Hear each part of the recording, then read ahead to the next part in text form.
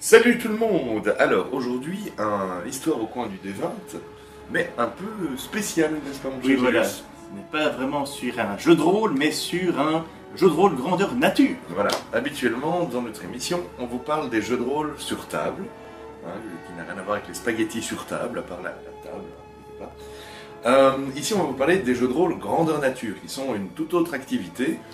C'est un petit peu le cousin balèze du jeu de rôle. Et donc dans cette émission, on va commencer par un peu vous raconter ce qu'est un GN, un grandeur nature, et puis on va vous parler d'un GN qu'on a fait il n'y a pas longtemps, Qui est Exodus. qui est Exodus. Ou Exodus, on sait toujours Ou pas Exodus, comment il faut le prononcer. Déjà, pour ceux qui savent rien ce que c'est qu'un GN et qui ne veulent pas avoir l'explication, je vais mettre une petite heure à laquelle vous pouvez passer dans la vidéo pour voir notre avis sur le GN Exodus. Une petite heure, on va parler tellement de ça. Non, non. Donc un jeu de rôle grandeur nature, c'est un peu le même principe qu'un jeu de rôle, sauf que on n'est pas autour d'une table forcément. On va pas utiliser, enfin si on va utiliser notre imagination, mais ça va au-delà. On va se retrouver dans un lieu avec tous les autres joueurs, avec les PNJ, avec les personnages non joueurs, et tout le monde est déguisé. Et les joueurs jouent leur rôle vraiment physiquement. On se bat avec des armes en latex, que là je ne peux pas vous montrer hélas, parce qu'elles sont dans ma caisse. Mais voilà, le jeu est transposé en grandeur nature. Voilà, exactement. Je regrette. Souvent appelé live. Des lives ou des LARP chez les Oui, Anglais, les Allemands. Live Action Role Playing Game, ce qui résume bien les choses. Et donc, chacun a des règles bien spécifiques. Voilà. Souvent, ça va surtout sur les combats. On a un certain nombre de points de vie. Parfois, c'est global, parfois, c'est par localisation. Quand tu fais taper un certain nombre de fois sur ton bras, tu sais que tu ne peux plus utiliser ton bras. Tu vas le laisser pendre. Voilà. Quand tu te fais taper sur le torse, tu es dans le coma. Enfin, ça, les règles, ça varie d'un jeu à l'autre. On va un petit peu parler de celles d'Exodus, mais globalement, les règles ont beaucoup de points communs d'un GN à l'autre. Oui. Habituellement, on sait qu'on a autant de points de vie au bras, autant de points de vie aux jambes, autant de points de vie au torse. Et à l'époque, il y avait autant de points de vie à la tête, mais depuis 10-15 ans, il y a plus, les coups à la tête sont interdits.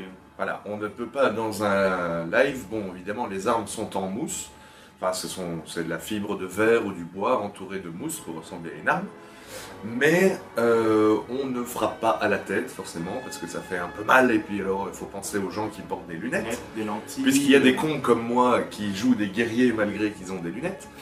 Et on ne fait pas de coups d'estoc, parce qu'évidemment, mousse ou pas mousse, quand vous prenez un bâton dans les côtes, ça fait quand même très mal. Ouais, et en plus ça peut péter l'arme. Voilà, et comme ça coûte cher, hein. C'est vachement cher. Hein. Si l'un de vous n'a jamais fait de l'art, enfin de GN, grandeur nature, GN, et qui veut le faire, faut minimum compter 200 € de budget, mais c'est vraiment pour le minimum quoi. Et là c'est pour être habillé comme un paysan avec ta petite épée de merde. Nous par exemple, qui sommes des vieux larpeurs, nous avons un équipement de malade.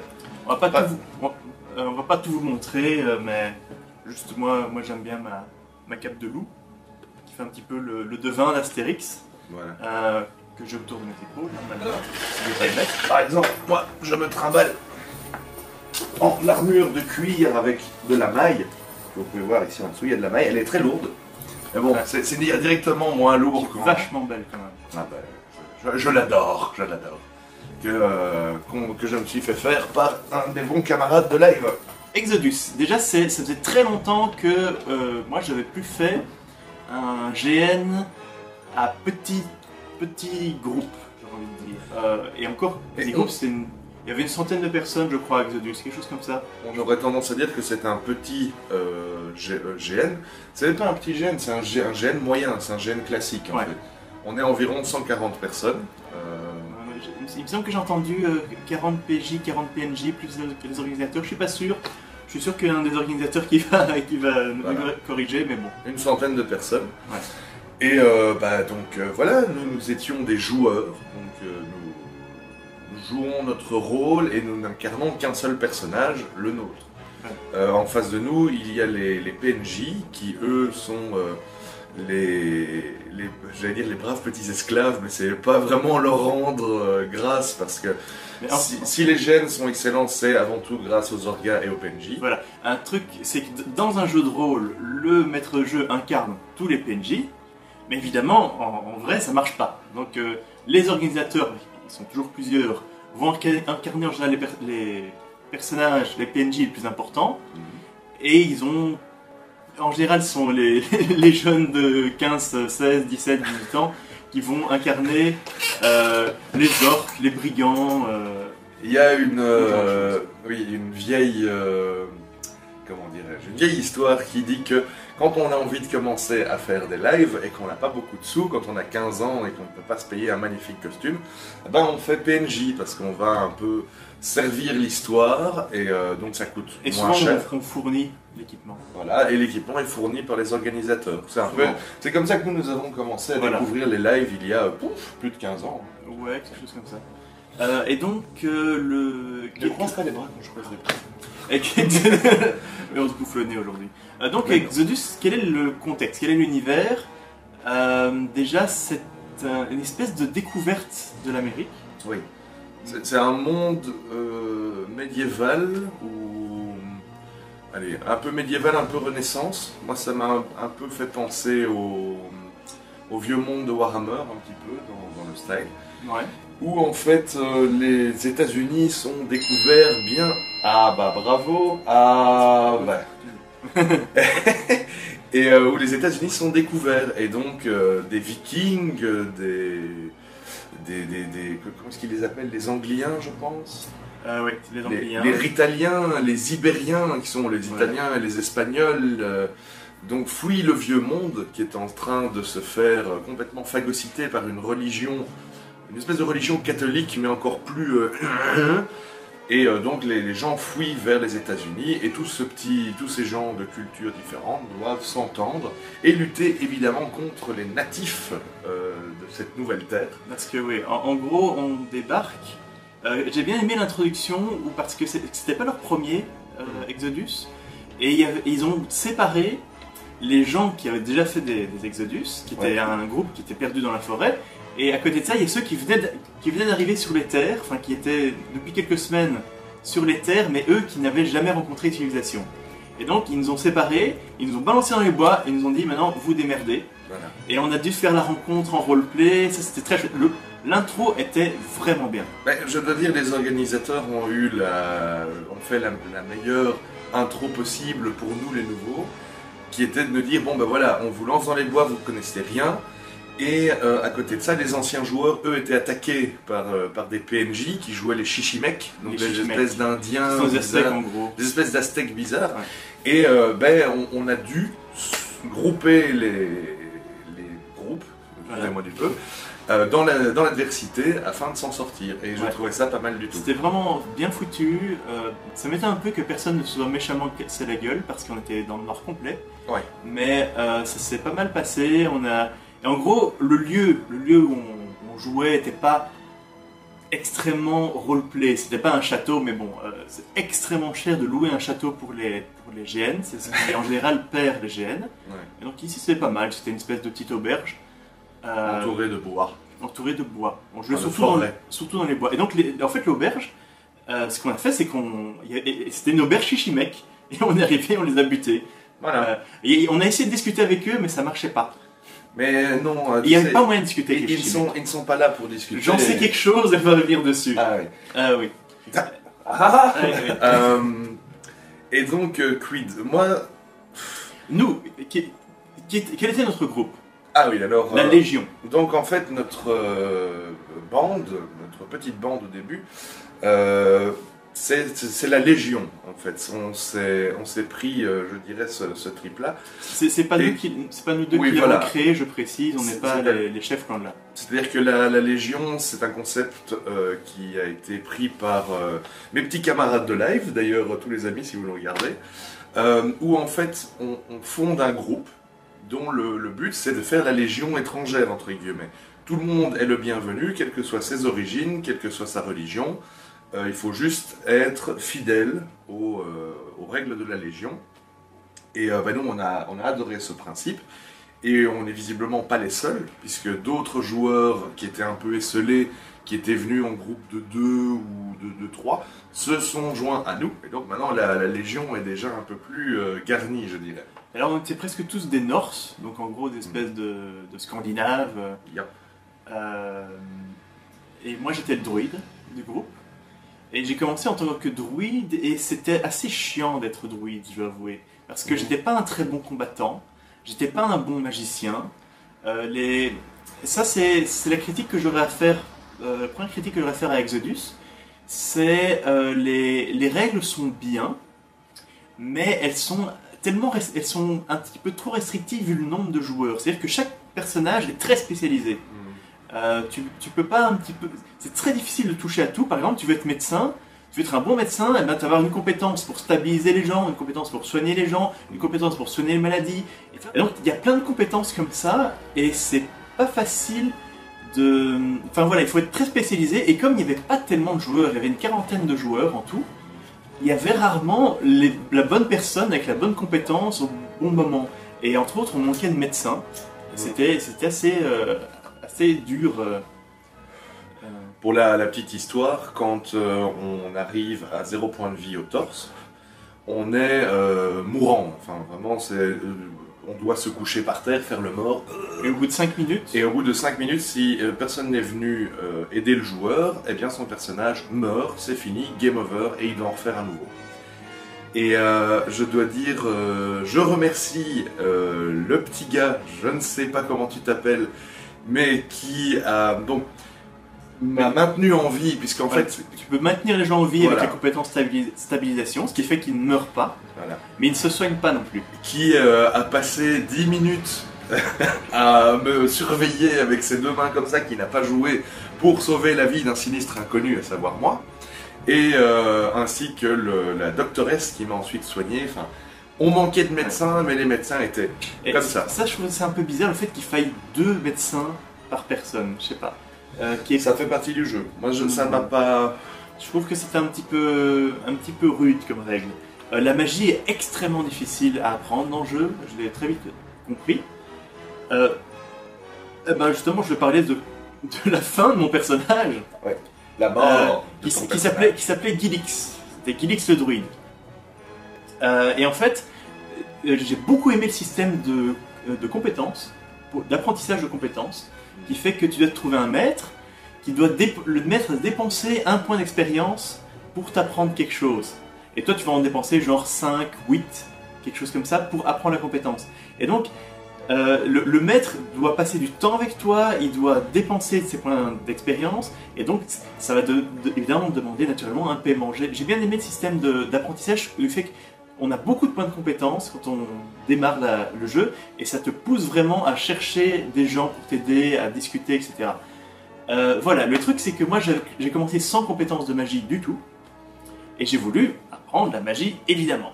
Et j'ai été trouver un druide, un autre druide qui lui avait quelques compétences de magie, mais il n'y avait personne de haut niveau, mais on n'avait simplement pas pris les mêmes compétences à la création des personnages, et on commence à faire des discussions, roleplay sur les dieux, la nature, enfin les trucs de druide quoi, à la con.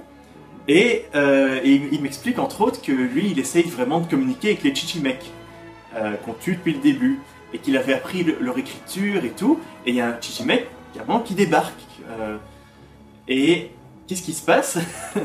Moi je me prête à me battre, et il fait non, il commence à faire choupacabra, il fait un roleplay en parlant, en baragouinant leur langue. Et le chichimek nous explique qu'on doit poser nos armes et se laisser attacher et les suivre. Moi je me dis, bon le gars, je ne sais plus ton nom, désolé, le druide il a un plan. Donc on se fait prendre, on se fait embarquer jusqu'au camp Chichimek. Et là c'est le passage le plus chiant qui était pour moi, parce qu'on a passé bien 1h15, 1h30 dans les geôles Chichimek à rien faire. Alors vous allez dire, oui mais c'est logique, tu es prisonnier. Ouais mais le but c'est quand même que les joueurs qui sont là s'amusent. Et là il y a eu juste un petit problème d'organisation, c'est-à-dire qu'on aurait dû se sacrifier plus vite que ce qui est arrivé. Et mais bon, Ça c'est pas grave. Donc on a passé tout un temps là-bas, et il y avait des gens, ce que j'adorais c'est qu'on était dans la prison, qui était juste un cercle en fait, et on voyait des gens qui arrivaient pour nous sauver, et qui se faisaient tuer, ils les ramenaient dans la geôle, ils étaient dans le coma, donc il fallait les soigner, et ils disaient ouais, vous êtes des druides, vous savez nous soigner? Non, les druides ne savent pas soigner. Ah ok, donc on voyait les gens mourir, puis leur corps entre guillemets restait là, mais bon, les joueurs partaient, créaient un nouveau personnage, puis ils étaient morts. Puis il y avait d'autres gens qui arrivaient, ils se faisaient tuer, ils les ramenaient, et donc ça nous a passé, on a passé tout un temps comme ça, mais ils nous ont amené à boire, heureusement, parce qu'il faut savoir garder le roleplay, mais aussi un certain confort pour les pauvres joueurs. Et pour finir, il y a l'un des organisateurs qui jouait le grand chaman Chichimek, qui est venu nous voir. Et il y avait 3 personnes à ce moment-là. Il y avait nous 2 druides et un pauvre soldat mercenaire qui lui s'était fait casser les jambes. Donc il n'était pas mort. Et le prêtre Chichimek commence un petit peu à nous questionner. Je sais pas, pendant tout ça, je sais pas ce qu'ils faisaient eux. Je le raconterai après, vous allez avoir l'autre côté du miroir. Et donc il commence un peu à nous questionner sur la religion, sur la vie. Et le gars dit ok, je sacrifie l'un de vous, toi le mercenaire, parce qu'à la question qu'est-ce que tu fais là, lui il avait répondu moi je suis là parce qu'on me paye. La réponse n'a pas été très bien prise. Et donc il s'est fait ouvrir le cœur, enfin il s'est fait arracher le cœur devant nous, façon de parler, hein, dague en mousse, il faut jouer le jeu simplement. Et à ce moment-là, il y a enfin toute une équipe qui vient nous sauver. Il serait arrivé 5 minutes plus tôt, on aurait été sauvés. Mais donc, ce qui s'est passé, c'est que le grand prêtre nous a embarqués. À un moment, on s'est encouru. C'était le bordel, donc nous, on a couru. Et le grand prêtre nous a rattrapés, il nous a dit, ok, vous êtes attachés. Et si jamais vous essayez de fuir, je vous tue, vous êtes morts. Okay, donc on l'a suivi pendant tout un temps. Et on entendait la bataille derrière, les gens qui venaient nous sauver. Trop tard, hélas. Et il nous a amenés jusqu'à une petite rivière, et il nous a dit, voilà, vous touchez mon collier, maintenant vous pouvez respirer sous l'eau, et vous me suivez sous l'eau, et vos personnages sont partis, et si j'ai bien compris, la capitale des Chichimek. Ils ne sont pas morts, mais ils sont disparus du jeu. Et bon, voilà. Pendant ce temps-là, de l'autre côté de la forêt, il se fait que le timing n'était pas très bon, parce qu'en fait, ils se sont fait capturer, genre pendant l'heure de la bouffe. Et il y a effectivement des joueurs qui ont commencé à essayer d'aller récupérer les prisonniers, mais on n'était pas assez nombreux. Et les Chichimek, c'est super bourrin. Et les Chichimek, je m'excuse, étaient légèrement overpowered. Ils étaient un petit peu trop bourrins. Voilà. Et donc, oui, il y a plusieurs expéditions qui se sont fait bousiller. Quand les gens ont plus ou moins fini de manger, on a essayé de s'organiser. Quand la Légion est arrivée, on a juste vu tous nos gars qui fouillaient face aux Chichimek. Il y en a encore d'autres qui se sont fait capturer, enfin bref. Et il n'y avait pas beaucoup de Chichimek qui nous gardaient. Au début, ils étaient genre 4. Et après, il y en a de plus en plus qui sont arrivés. Quand on a fini par avoir une armée conséquente, qu'on avait presque tout le monde, on a été les sauver et on est arrivé 5 minutes trop tard. Ouais, 5 minutes trop tard pour les récupérer. Donc voilà, c'est bien triste. Je ne me plains pas parce que je me suis beaucoup plus amusé avec mon deuxième personnage, vu que quand t'es mort, tu rentres chez toi, tu fais un nouveau personnage. Bon, c'est repris à zéro, tu recommences avec ton expérience de base, mais je me suis beaucoup plus amusé, j'ai fait un alchimiste, et je me suis vraiment parti du principe, et je vous conseille, si vous faites un GN, partez de ce principe-là, pour moi c'est la meilleure chose. N'essayez pas de devenir puissant d'un point de vue règle, parce que c'est très chiant et très long. Essayez de devenir un personnage important grâce à votre roleplay. Et donc moi j'ai fait vraiment le commerçant, alchimiste, et je me suis décarcassé. Il me restait un jour, 24 heures en gros de live, et je me suis décarcassé pour directement trouver d'autres alchimistes, trouver des gens pour me donner de l'équipement. J'ai commencé à faire plein de potions, mais plein de potions. Et pour le faire des potions, j'avais quelques fioles parce que je joue souvent les alchimistes. J'allais dans l'auberge, je faisais des petits bidules. Et il y a des gens qui sont venus vers moi. Ah, t'es alchimiste? Ok, tu peux l'apprendre à telle personne et je te paye. Et donc j'ai commencé à gagner de l'argent. Et avec cet argent, j'ai demandé à des gens de m'apprendre des compétences.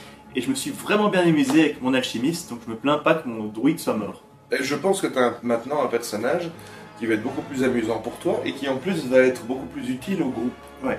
Par contre, mon alchimiste, je ne sais pas utiliser une arme, je ne sais même pas tenir une dague. Tu sais fouiller. Je sais fouiller. C'est ça, c'est tout ce que tu sais faire. Tu devrais prendre la compétence fuite en fait, si c'est possible pour toi. Si je peux, je la prendrais bien. Mais donc, oui, voilà, moi, j'ai joué un guerrier, donc j'ai forcément énormément combattu. Mais je me suis bien amusé. Je maintiens que les Chichimecs étaient un peu trop exagérés. Enfin, c'était très difficile de les buter, en fait. À un moment, il y a eu une bataille où on devait protéger un hôtel où tous les mages, en fait, joueurs, devaient former un cercle et les guerriers devaient protéger ce cercle. Ça a été une de ces putains de boucheries. Et je ne pense pas, en fait, que ce soit vraiment la faute des joueurs. Je pense qu'en face, c'était un peu trop brutal. Maintenant, ça, c'est mon point de vue à moi. J'ai pas eu l'occasion d'en parler avec les organisateurs. J'espère que je pourrai le faire un jour. Mais sinon, tout le reste était super bien.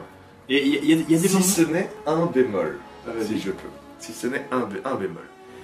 Et ça a failli faire que je ne vienne pas. Et au final, c'est moi qui me suis auto-pourri la vie. C'est que dans ce live, les tentes sont time-in.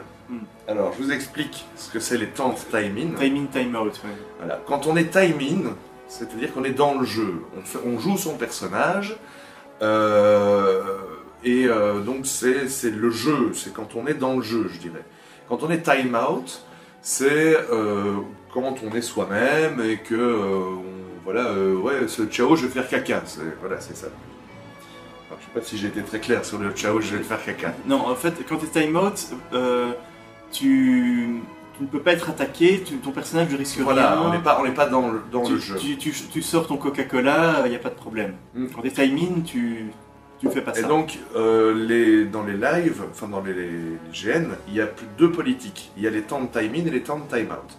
Ici, c'était les temps de time-in. C'est-à-dire que quand on est en train de dormir dans sa tente, un ennemi peut très bien ouvrir la tente et venir attaquer dans la tente.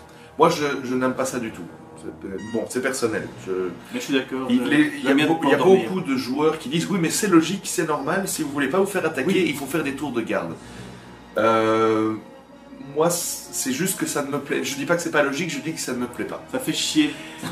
Et ça me rend paranoïaque. Ce week-end-là, je n'ai pas dormi une minute. Du vendredi soir jusqu'au dimanche après-midi, je n'ai pas dormi du tout. Parce que j'étais parano, j'étais dans mon sac de couchage avec mon épée, je n'ai pas dormi du tout. Et donc, dans d'autres gènes, comme par exemple Ragnarok, dont je pense nous reparlerons dans pas longtemps, si j'arrive à avoir moustache, là, les tentes sont time-out. Quand on n'en peut plus, quand on est crevé, quand on doit dormir, eh bien, on peut aller dormir dans sa tente sans risquer de problèmes pour son personnage. Voilà. Et c'est peut-être moi qui suis un vieux con, mais je préfère ça aux tentes time. Mais ici, notre chef de la Légion s'est fait attaquer au petit matin quand il est pissé. Pour dire. En fait, il y avait des Chichimecs qui chopaient les gens qui allaient pisser.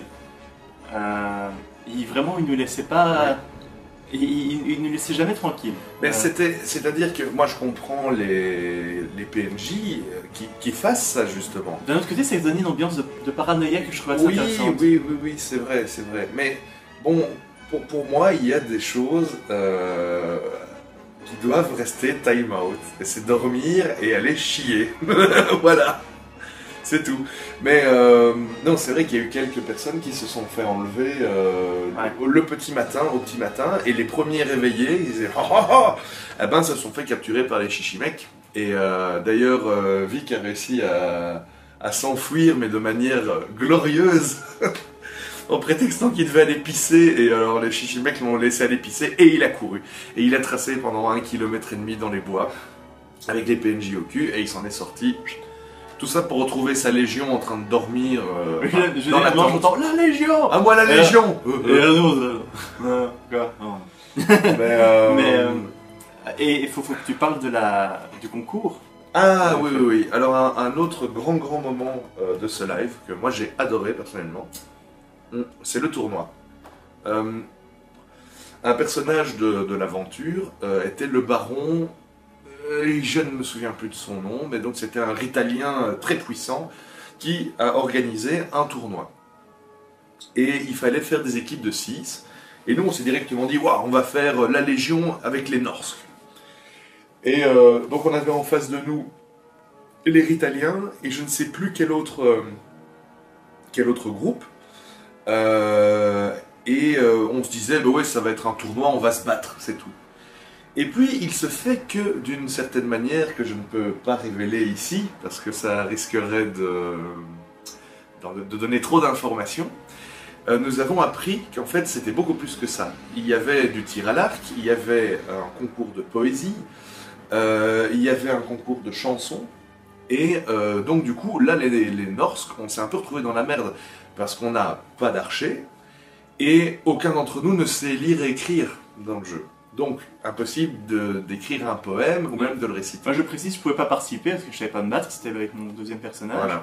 Voilà. Et pendant ce temps-là, moi, j'apprenais la compétence de marchandage, d'évaluation, avec les abrahamistes, qui étaient en gros des espèces de marchands hollandais, juifs, avec des faux papillotes, et qui étaient bien marrants. Ils étaient bien marrants. Ah, c'était très drôle. C'est vrai, c'était bien cool.